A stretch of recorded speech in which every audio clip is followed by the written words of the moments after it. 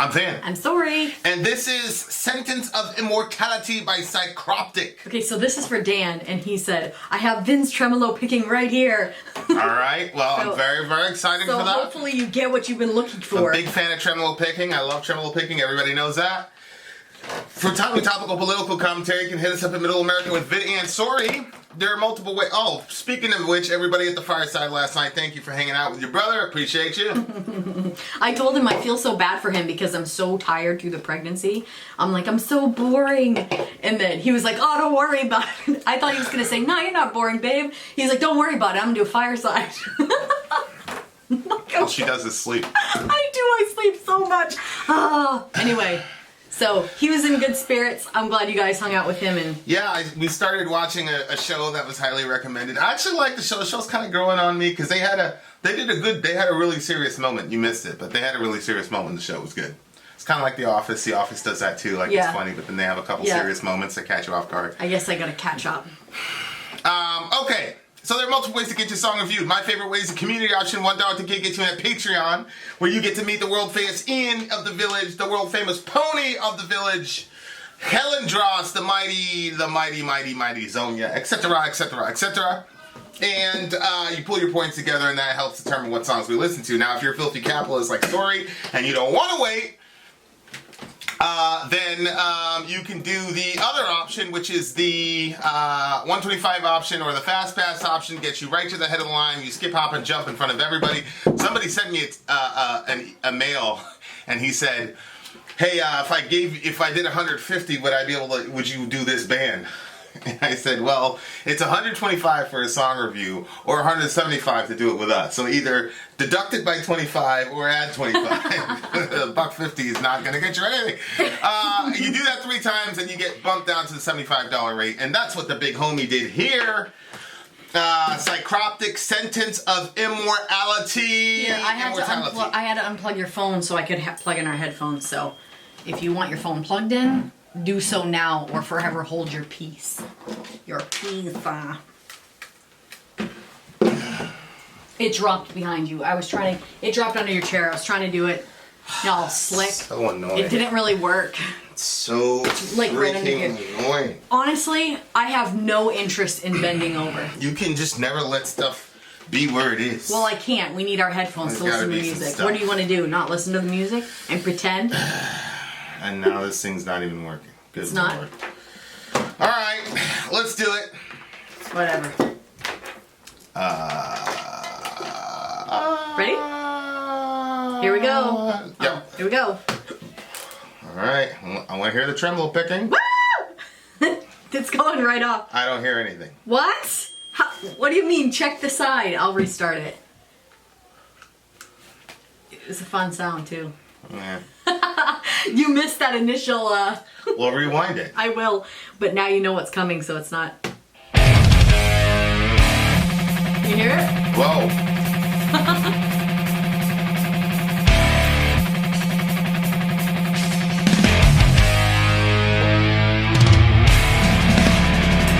I needed tremolo picking. Okay. That's in my repertoire.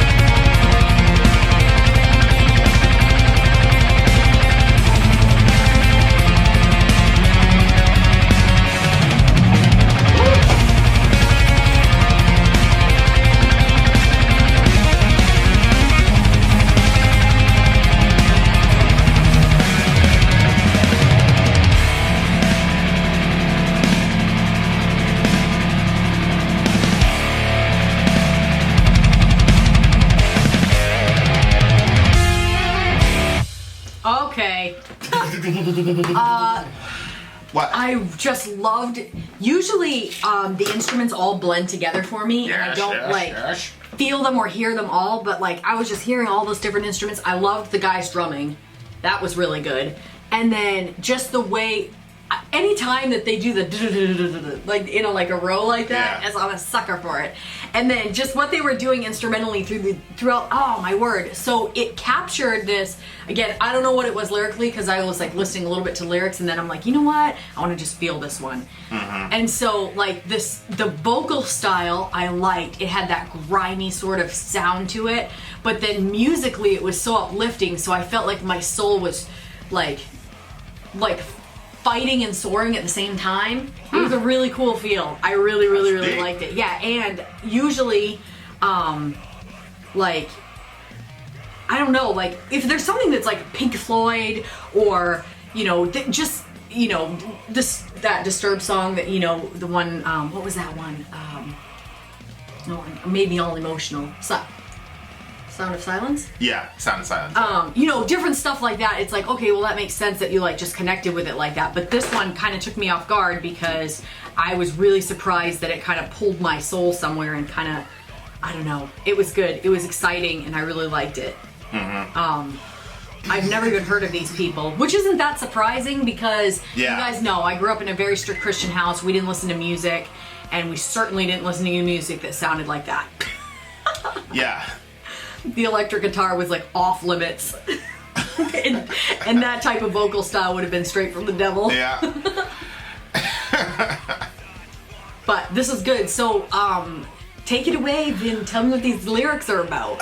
Well, What'd you get from it? I think if you can, if you just go with the title. Actually, I need to pull the lyrics up. The Sentence of Immortality. So usually when there's a sentence, it's like, like death sentence, yada, yada, yada. So I think they're playing on the, Yep. The concept of sentences in like an act of judgment or something that's bad. So immortality, it immediately put me in the mind frame that, okay, he's talking about like living forever but not wanting to live forever, like wanting to die basically. So he says, gracious is a moment of the last breath to be had. So it starts off by saying that it's a gracious moment when you have your last breath, which obviously from a Christian perspective may or may not be. Because depending on what happens the first moment after your last breath will determine whether or not you think that that's a gracious moment. Yeah. Right? Seek refuge in the past memories. Solitude, it grows deep, entwining around one's thoughts. No end to cycles, vicious circles. And then he's got the, thing with the snake with it that's eating itself. Yeah. Yes. What about that? I've seen that somewhere else. That's deep symbology. We'll talk about it in a second. I just don't want you to lose your train of thought. So when I've seen this with people where seek refuge in the past memories, where they're so stuck in the past and so stuck in, usually the past, it has people that we loved in it. It has things that we found safe or like it was a different time back then. And I think that a lot of times, or sometimes when I talk to people, it seems like they're trapped in those past memories and they're not focusing on making new memories. And like that, it's super important to have, some excitement. And I think that when we go through different times of depression, like you can lose the excitement for the future or what is tomorrow going to hold. And it kind of becomes like you're not even making plans anymore. And I think that that's obviously not a healthy place to be. And just living in past memories and seeking refuge just in them can be detrimental. Yeah. And I think in this specific situation, like when people talk about they lived happily ever after, yada, yada, yada, in a fairy tale, it's like everybody that's there, that's good, that has these relationships, they all go together and live happily ever after. But if you were in a world where only you was an immortal, that would be kind of horrific because then you would literally only have past memories of people. It's kind of like, like you're in, like when you start in kindergarten, let's say you were in some little town in kindergarten and so everybody came up together. So when it was time to go to the middle school, you went from elementary to middle school, you went with your class, and then if you were going to go from, you know, middle school to junior high, you're going with your class, and then junior high to high school, you're going with your class.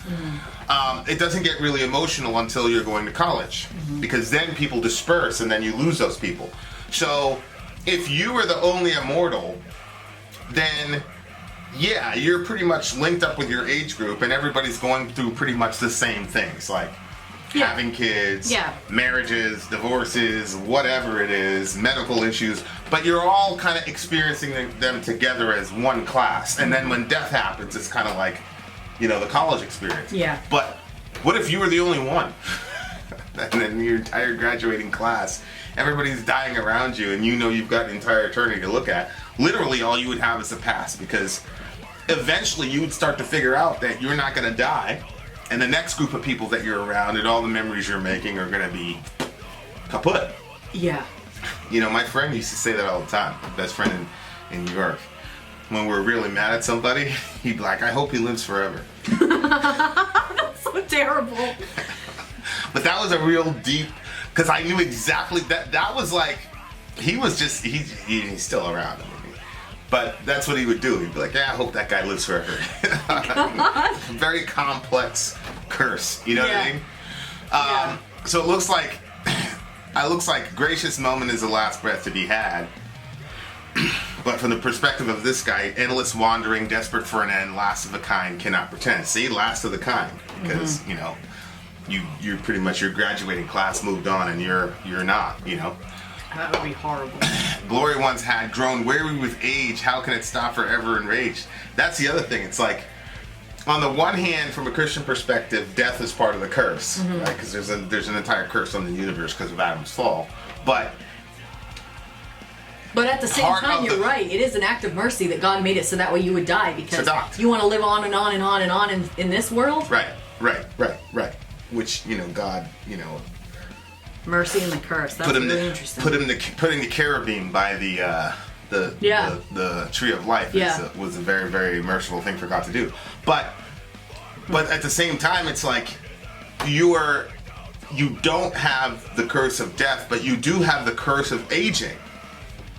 Because it says, glory once had, grown weary with age. I saw this movie one time a long time ago. So that sucks. But you're laughing. Oh, there you go. Well, no, I'm not. Talk to you, guy.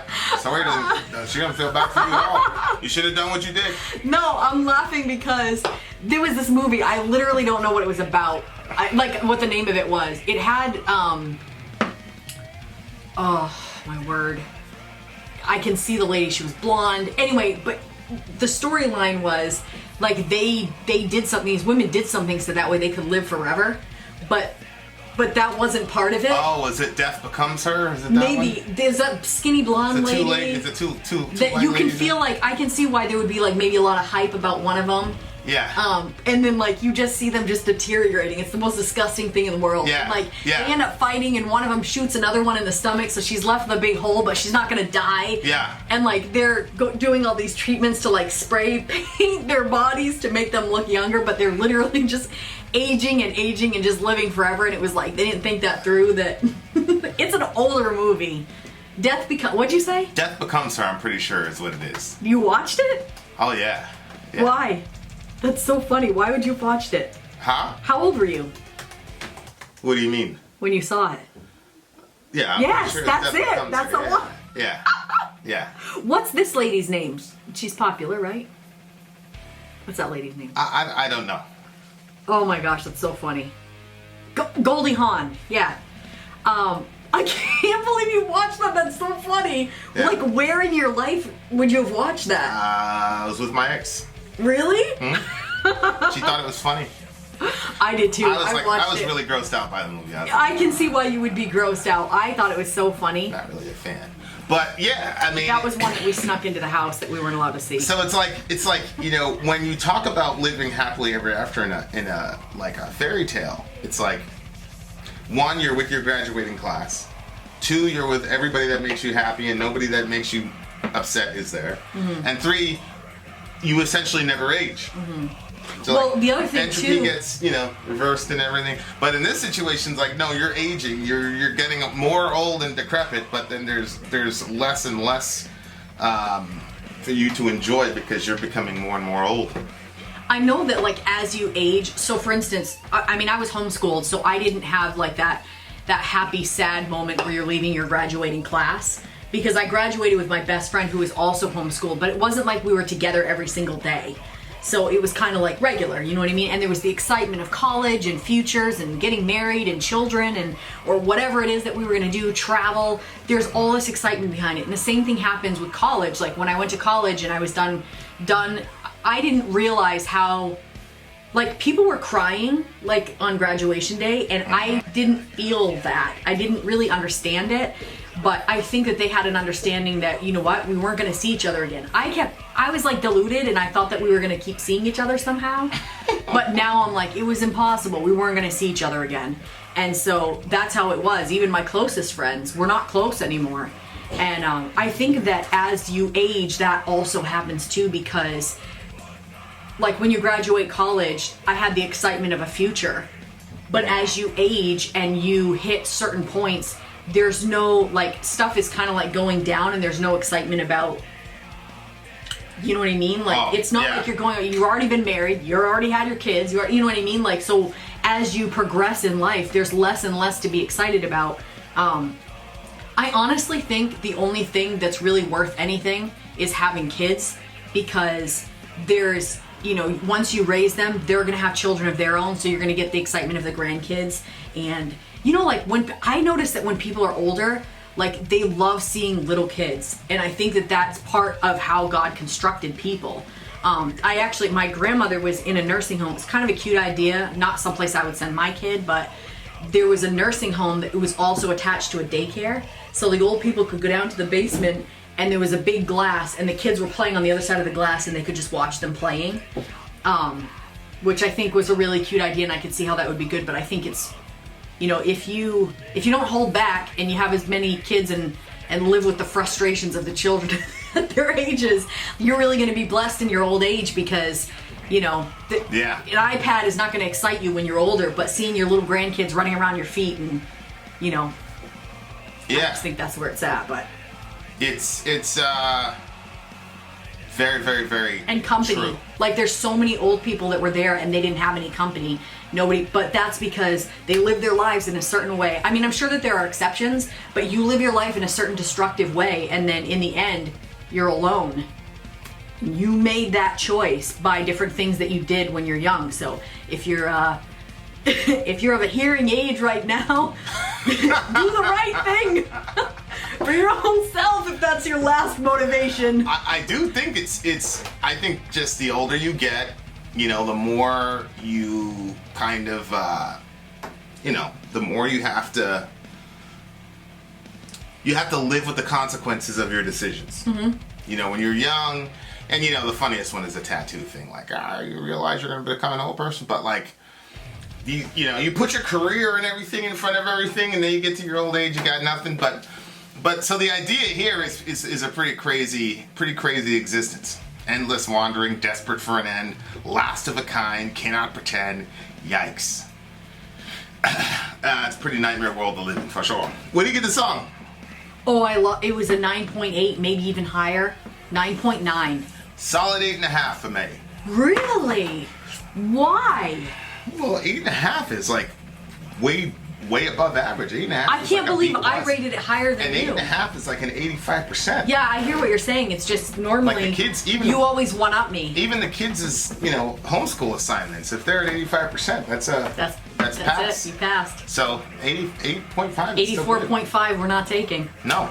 84.98. Do the page over. Do the page over. It's so terrible. Repetition till mastery.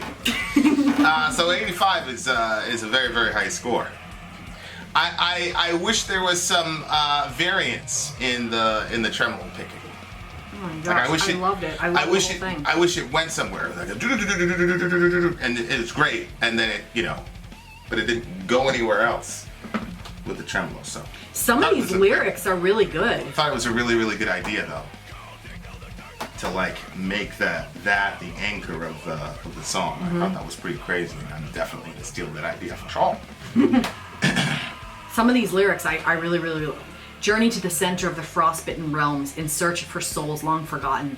Endless wandering, desperate for an end, last of a kind, cannot pretend. Glory once had grown weary with age, how can it stop forever enraged?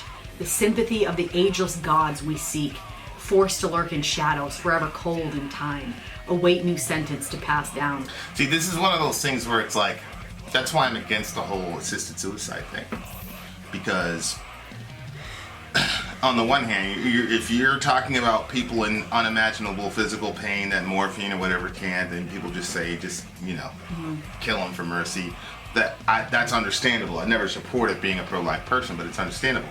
But then the question becomes, well, who says that? Who says that physical pain is the only kind of pain that should be counted? Like, I just got done listening to this atheist dude, and he was talking about he had major depression, and nothing helped him. Yeah. So, and that's a diagnosis you're pretty much going to carry for the rest of your life. Yeah. Okay, well. No, I hear you, and I think that there's things you open that door. Yeah. And it's not a slippery slope because it's already been done in Europe, and you've already got a guy in Canada right now that's trying to campaign for it. And the thing is, when you open that door, a lot more people are going to take that because it's a calmer exit. Of course. Than having to. Well, it happened to that girl in Europe. Like, it was 2 years ago. We posted it, and the governor or something showed up talking about she's a brave this and that. I'm like, what the fuck is wrong with you people? Yeah, I know. It's absolutely insane. But and it's crazy because everybody's lives are intertwined. Like, you look at like a big tapestry, people talk about a tapestry, or I like to think of a dream catcher because I think that the way that it all intertwines is pretty stuff. And like, I was reading once in a while I do go in the comment section, and I was in the comment section this morning and I saw this one. Love your channel, guys. I almost committed suicide, and your one review, Glow, by being as an ocean, kept me from cutting myself with tears in my eyes. Thank you, guys. Holy hell. I was like, oh my word. And then I was just thinking, like, how we're all so interconnected, and like, I'm sure that you had times in your life where you were like, okay, I'd like to end this. I had times in my life where I was like, I'm gonna end this, and then you didn't end it, I didn't end it, and then you and I end up together, and we do this channel, which was never really supposed to happen. We weren't intending any of this. And then, because we do a reaction to that song, I couldn't even remember that we did that song. I thought, this guy's confused. That's some other channel. Mm-hmm. So I looked up Glow of an Sorry. Lo and behold, we did it. So yeah. I'm like, wow, like how lives intersect. And so, like, when you make it through, and I'm not saying that I'll never have a bad bout again with those thoughts, but like, I made it out, you made it out, and then here we are encouraging that guy, and he's gonna encourage somebody, you know what I'm saying? Like, but when, if there's a way, I don't know, it's just interesting how all of us are interconnected, and we really hold life and death in our actions and in our words, and how it affects other people around us. Yeah. Because you've seen it happen where one person does it, and then it's like sometimes a domino effect.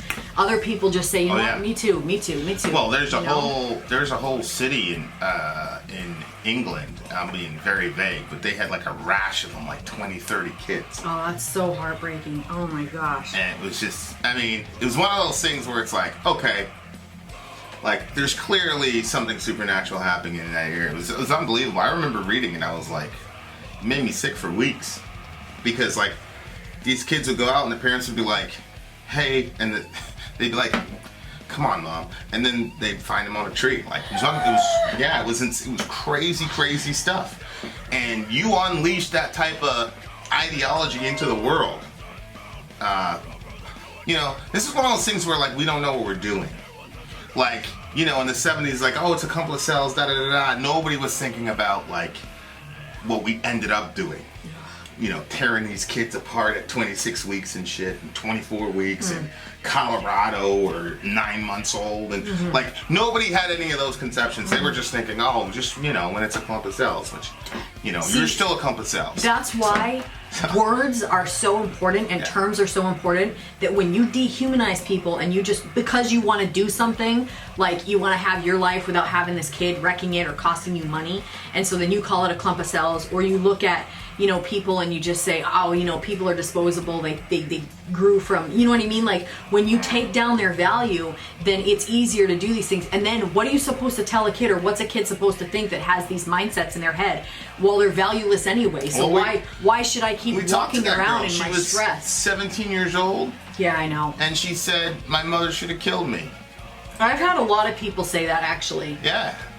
You know, and that's a wild place to be in, because like I went through depression, but I never thought my parents should. I wish I would have never been born. It's crazy because, you know, when you're a suicidal angst-ridden teenager, it's almost like, you know, in the back of your mind that the adults around you are gonna do things to try to save you. Yeah. But, you know, now we're coming very precariously close to a world where they go, oh, you want to die? Oh, well, hey. There you go. You brave person. Yeah, it's crazy. Unbelievable stuff. It's crazy. Anyway, on to the next one. Vin out. Love your neighbor. Don't kill them. Some of y'all. Vin out. Sorry out. Gone.